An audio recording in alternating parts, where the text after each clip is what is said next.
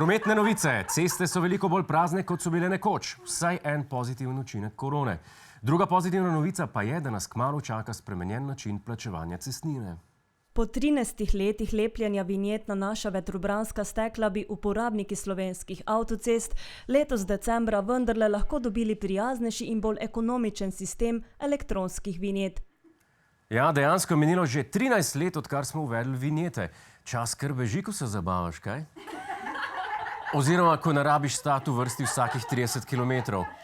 Ker pa ne bi pri postopku izbire izvajalca prišlo do nepravilnosti, je potekala razprava parlamentarne komisije za nadzor javnih financ, ki so jo zahtevali poslanci KUL opozicije. Jaz se ne moram navaditi na to ime. Jaz se opravičujem.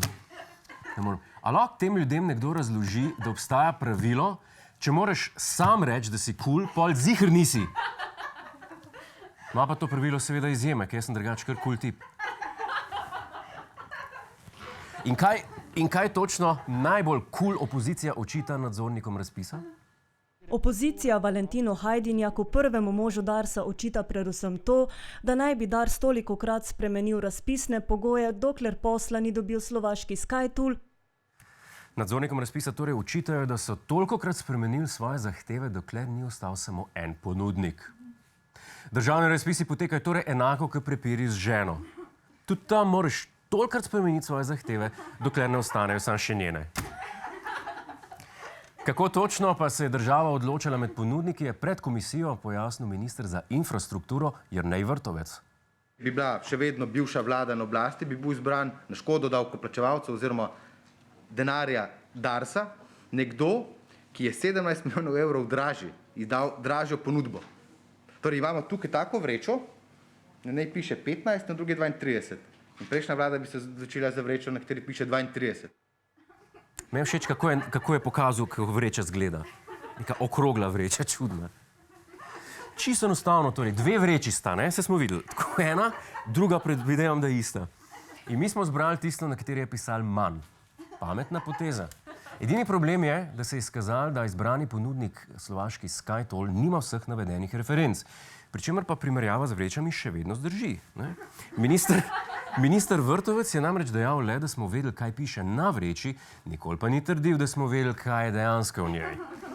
Za dodatno ironijo pa je poskrbelo dejstvo, da se je razprave o elektronskem cestninjenju udeležil tudi mojster vožnje pod vplivom alkohola, SDS-ov poslanec Franc Breznik. Ta naj bi se na seji želel samo prepričati, če bo lahko pijan vozil tudi z elektronsko vinjeto.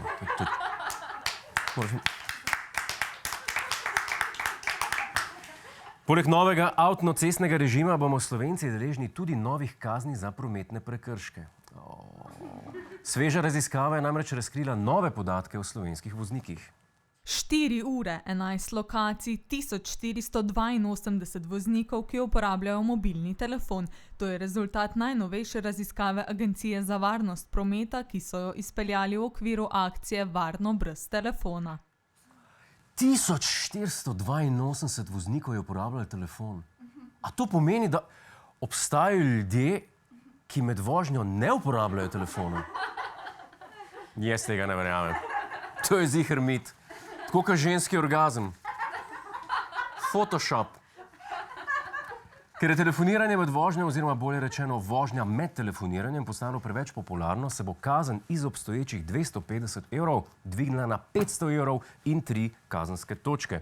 Kazni za uporabo telefona pa ne bodo samo višje, ampak bodo veljale tudi v primerih, kjer do sedaj niso. Denarna kazen za uporabo mobilnega telefona bo veljala tudi za voznike električnih skirojev. Uporaba telefona je problem tudi pri kolesarjih oziroma pešcih in telih skiroistih.